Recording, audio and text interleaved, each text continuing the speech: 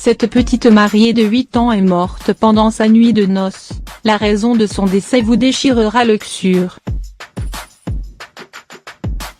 Si le mariage constitue pour beaucoup d'entre nous un événement heureux qui relève d'un choix, il n'en est malheureusement pas le cas pour des millions d'enfants dans le monde dont le destin est brisé, parce qu'ils se voient forcés à s'unir avec un homme plus vieux. Les parents, pauvres ou peu scrupuleux, sont prêts à troquer leur chair, qui ne représente pas plus à leurs yeux qu'une ressource financière lucrative. Dans certains pays, le mariage précoce est une coutume ancestrale qui perdure et nuit gravement à l'avenir des fillettes voire à leur vie. Le mariage d'enfants est une violation de leur droit le plus élémentaire, celui de vivre. Un tel acte, abject et contre leur gré, condamne le développement de l'enfant, le privant de son éducation, de sa santé et de son avenir. Le mariage précoce représente un risque pour la vie des fillettes à bien des égards. Étant trop jeunes pour avoir des relations sexuelles et tomber enceintes, elles ne survivent pas à la nuit de noces ou meurent en couche. Celles qui dépasseront ce cas vivront avec de graves séquelles ou seront victimes de violences et sévices. Dans la majorité des cas, ce sont les familles qui décident de marier leurs filles très tôt, parfois dès l'âge de 8 ans, pour des raisons multiples, financières mais aussi à des fins de transmission. Pour conserver la lignée, les fillettes sont mariées à un membre de la famille ou de la même communauté. Les filles ne sont pas les égales des garçons. Dans de nombreux pays, leurs parents les considèrent comme un fardeau ou moins productives que les garçons. Les mariés leur évitent de nombreuses dépenses et d'avoir une bouche en moins à nourrir. Comme il peut s'agir d'une tradition séculaire, avec laquelle il n'est pas envisageable pour ses parents de rompre, ainsi faire voudrait dire rompre avec la communauté. Dans certains pays, les fillettes servent de monnaie d'échange pour rembourser une dette, ou sont mariées à leur violeur pour éviter à la famille d'être déshonorée. Une enfance volée parmi tant d'autres. Au Yémen, le mariage des filles, parfois âgées de 8 ans seulement, est très courant. Les chiffres sont alarmants, bien qu'il soit difficile de donner des statistiques exactes sur ce phénomène tabou et tu par beaucoup de familles. Les associations d'aide sociale révèlent que 13 des filles de moins de 18 ans au Yémen sont mariées, contre leur gré. Un chiffre qui pourrait être bien plus supérieur.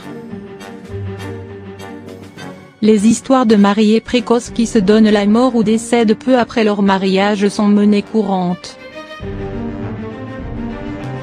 Tel est le destin tragique d'une petite fille de 8 ans, dont la vie a basculé le jour où un homme demande sa main à ses parents. La richesse de cet homme 5 fois plus âgé que la petite fille est ravie, l'âge de l'enfant lui est indifférent. Il compte bel et bien l'épouser. La pauvre petite fille mourra de ses blessures subies durant sa nuit de noces. Elle n'aurait pas survécu aux blessures infligées par son mari lors des relations sexuelles, son utérus se serait déchiré et la petite fille serait décédée des suites d'une hémorragie interne. Une histoire parmi tant d'autres, de destin avorté, censuré et démenti par les autorités qui essaient d'étouffer ce genre d'affaires. Le Centre yéménite pour les droits de l'homme n'a de cesse demander le vote d'une loi fixant l'âge minimum du mariage pour les femmes à 18 ans. Les islamistes et conservateurs du pays s'opposent fermement à ce qu'elle soit assortie de sanctions.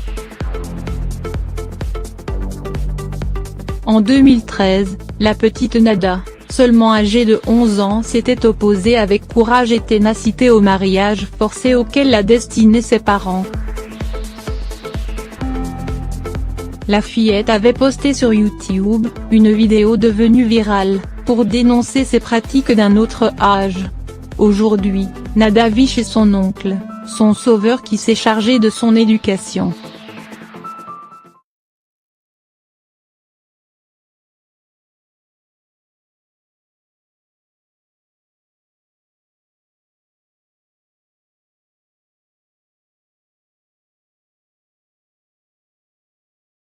Je te l'ai dit tant de fois, mon ami très cher.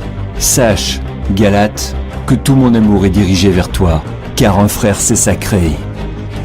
Donc, le catholicisme n'est pas le christianisme, mon très cher. Le Christ, celui qui nous aime, se retrouve comme il y a 2000 ans, et depuis des siècles, emprisonné dans le mensonge bien dissimulé de l'Église catholique romaine. Le Christ a besoin de nos bras, de nos jambes et de nos cerveaux pour faire éclater la vérité.